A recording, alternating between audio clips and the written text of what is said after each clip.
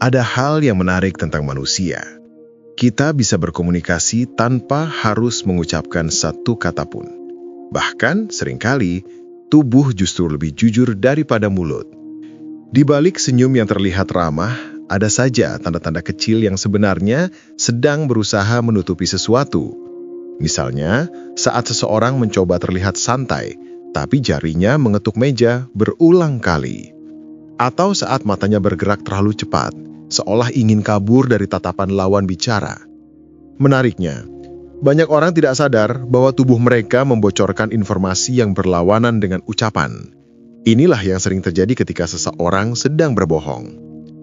Kata-kata bisa dirangkai seindah mungkin, tetapi tubuh menyimpan slip yang lebih sulit dikendalikan.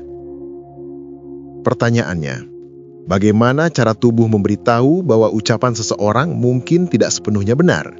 Dan kenapa tubuh bisa gagal menyembunyikan kebohongan yang sedang dijaga rapat? Kalau kita bicara soal kebohongan, sebenarnya tubuh punya bahasa sendiri yang seringkali melawan niat pikiran. Ini karena otak bekerja keras ketika seseorang harus menyusun kebohongan. Mengatakan sesuatu yang tidak sesuai kenyataan membutuhkan energi kognitif lebih besar dibanding bicara jujur. Saat itu, sistem syaraf ikut terpengaruh dan muncullah reaksi fisik yang kadang sulit ditahan. Jadi wajar kalau tubuh memunculkan tanda-tanda yang tidak sinkron dengan kata-kata. Misalnya, ketika seseorang sedang berbohong, kontak mata mereka seringkali jadi masalah. Ada yang justru menghindari tatapan, merasa tak nyaman bertemu mata lawan bicara. Namun, ada juga yang melakukan sebaliknya, menatap terlalu lama dengan sengaja, seolah ingin meyakinkan bahwa dirinya tidak menyembunyikan apa-apa. Kedua kondisi ini sama-sama bisa jadi tanda, terutama kalau terlihat berlebihan atau tidak sesuai kebiasaan orang tersebut. Intinya, perubahan pola adalah sinyal utama yang perlu diperhatikan. Selain mata, tangan dan kaki juga banyak bicara.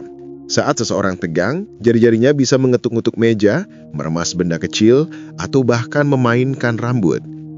Gerakan kecil ini dikenal sebagai pacifying behavior, gerakan yang dilakukan tubuh untuk menenangkan diri sendiri ketika gugup.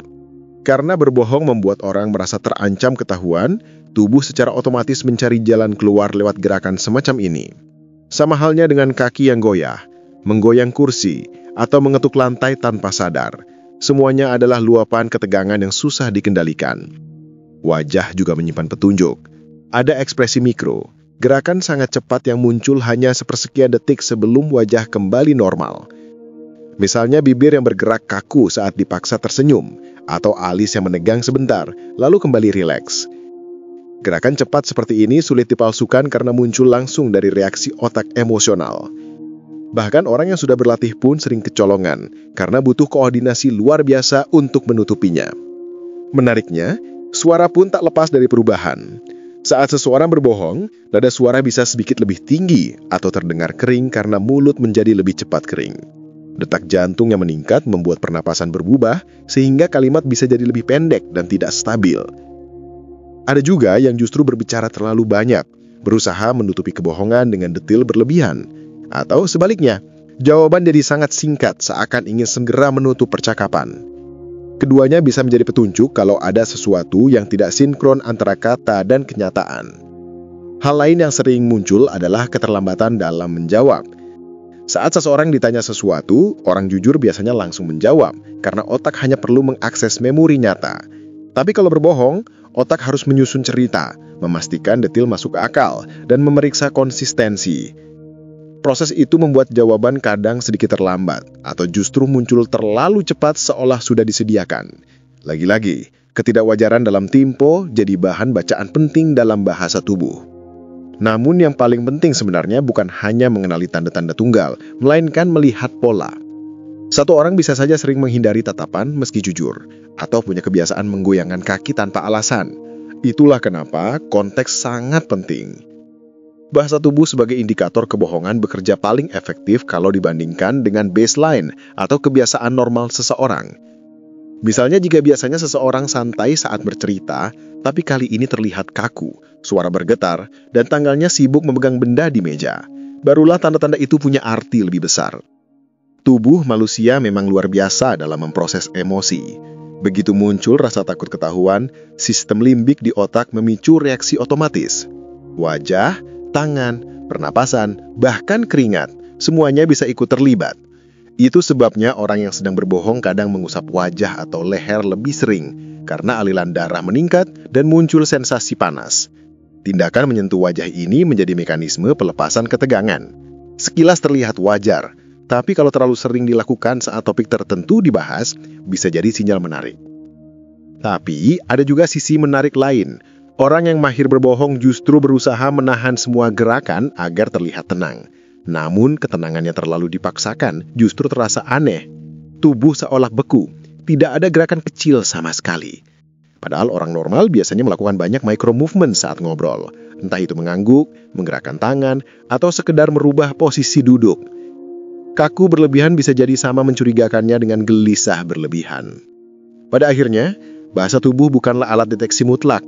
Ia bukan mesin kebohongan yang bisa memastikan 100% seseorang sedang berbohong. Tetapi, ia adalah petunjuk berharga yang membantu membaca ketidaksesuaian antara ucapan dan ekspresi nonverbal. Orang yang bekah akan lebih mudah menangkap sinyal-sinyal halus ini dan menggunakannya sebagai bahan pertimbangan, bukan satu-satunya dasar untuk menilai kebenaran. Lebih jauh lagi, memahami bahasa tubuh orang yang berbohong juga bisa membuat kita lebih sadar pada diri sendiri. Karena saat tahu bagaimana tubuh bisa membocorkan rahasia, kita jadi lebih paham kenapa komunikasi manusia begitu kompleks. Ini bukan hanya soal menuduh orang lain, tapi juga soal mengasah empati. Terkadang seseorang terlihat seperti berbohong, padahal sebenarnya sedang gugup, takut dihakimi, atau cemas akan reaksi lawan bicara. Jadi kunci utamanya tetap ada pada konteks, kesabaran, dan pemahaman bahwa tubuh selalu punya cerita lebih luas daripada sekedar kata-kata. Bahasa tubuh orang yang sedang berbohong memang menarik untuk dipelajari karena membuka jendela pada sisi manusia yang jarang disadari. Dari gerakan kecil, perubahan suara, hingga ekspresi mikro. Semuanya adalah cermin bagaimana otak dan emosi bekerja saat mencoba menyembunyikan sesuatu. Tapi penting diingat, tanda-tanda ini bukanlah vonis akhir. Mereka hanyalah sinyal yang perlu dipahami dengan konteks karena tidak semua kegugupan berarti kebohongan dan tidak semua kebohongan mudah terbaca.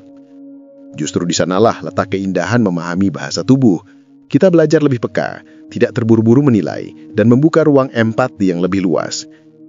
Pada akhirnya, tubuh memang seringkali lebih jujur daripada kata-kata, tapi tugas kita adalah untuk membaca dengan bijak, menghubungkannya dengan situasi, dan tidak serta-merta menjadikannya senjata.